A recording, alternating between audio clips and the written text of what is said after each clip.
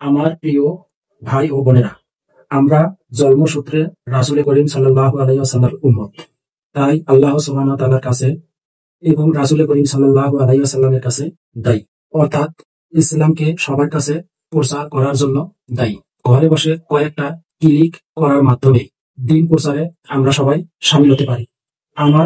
আমাদের এই চ্যানেলটি সাবস্ক্রাইব করুন, লাইক ও কমেন্ট দিয়ে আপনাদের পরিচিত মহলে শেয়ার করুন।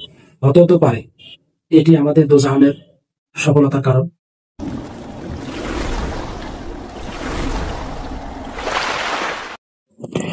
আল্লাহ তাআলা হযরত মুহাম্মদ সাল্লাল্লাহু আলাইহি ওয়াসাল্লামের নূর মুবারক হযরত আদম আলাইহিস সালামের কপালে সংকল্প করিয়ে দেওয়ায় হযরত আদম আলাইহিস সালামের সৌন্দর্য শতগুণ বৃদ্ধি পাইল এবং ফেরেশতাগণ শতমুখে তার সৌন্দর্যের প্রশংসা করিতে লাগিল।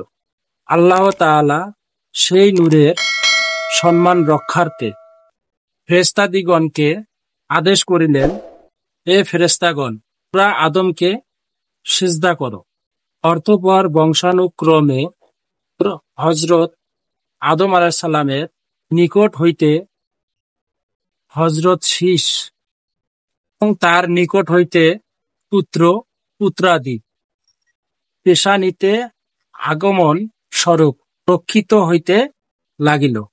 ফলত ওই নূর যখন যাহার পেশানিতে আগমন স্বরূপ রক্ষিত হইল, তখন তাহার সৌন্দর্য এত অধিক পরিমাণে বৃদ্ধি হইত যে দুনিয়ার মধ্যে তিনি সর্বাপেক্ষা অধিক সৌন্দর্যের অধিকারী হইতেন।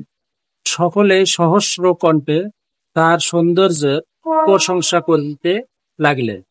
নূরে মুহাম্মদ সাল্লাল্লাহু আলাইহি ওয়াসাল্লাম আদম আলাইহিস সালাম হইতে আরম্ভ করিয়া বংশানুক্রমে একের নিকট হইতে অন্যের নিকট হইতে শেষে হযরত আদম আলাইহিস সালাম ইন্তেকালের ৬৭৫০ বৎসর পর হযরত মুহাম্মদ সাল্লাল্লাহু আলাইহি ওয়াসাল্লামের পিতা আব্দুল্লাহর পেশানিতে সঞ্চিত হয়। এই জন্যে হযরতের পিতা আব্দুল্লাহ সমগ্র আরব দেশে মধ্যে সর্বাপেক্ষা অধিক সুন্দর যুবকে পরিণত হইলেন।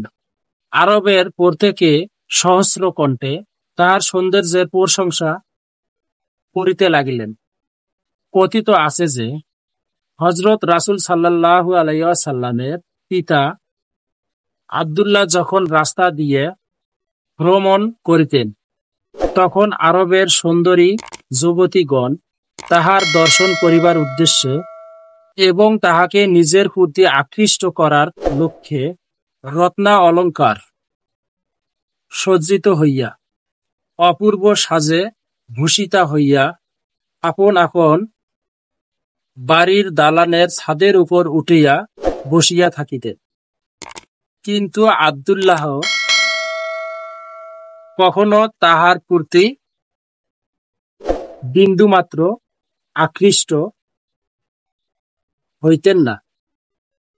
আব্দুল্লাহর রূপে মুগ্ধ হইয়া আরবের অসংখ্য সুন্দরী যুবতী কন্যার পিতা আব্দুল্লাহর সহিত তাদের কন্যার বিবাহ দেওয়ার জন্য এবং তাহার পিতা আব্দুল মুতালিবকে